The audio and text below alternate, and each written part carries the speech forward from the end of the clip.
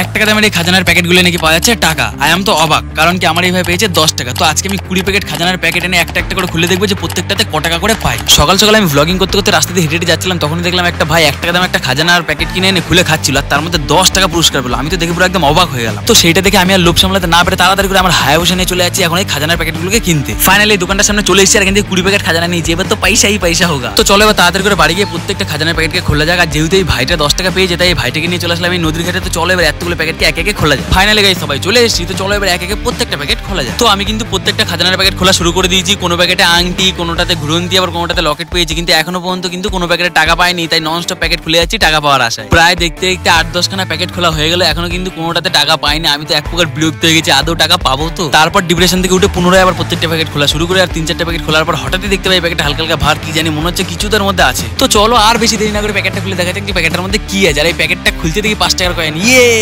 এতগুলো প্যাকেট খোলার পর এই ফার্স্ট টাইম কোনো একটা প্যাকেটে 5 টাকা পেলাম। এই 5 টাকা পাওয়ার পর আর কোনো প্যাকেটে আমি টাকা পাইনি, শুধু এই খেলনাগুলোই পেয়েছি। এক কথা এগুলো কিনে আমার লোকসানই হলো। বাই দ্য ওয়ে গাইস, আজকের এই ভিডিওটা তোমাদের কেমন লাগলো? ভিডিওটা ভালো লাগলে like, comment, share and subscribe করে দিতে। চলো দেখা হচ্ছে নতুন একটা কোনো ভিডিওতে, ততক্ষণের জন্য বাই।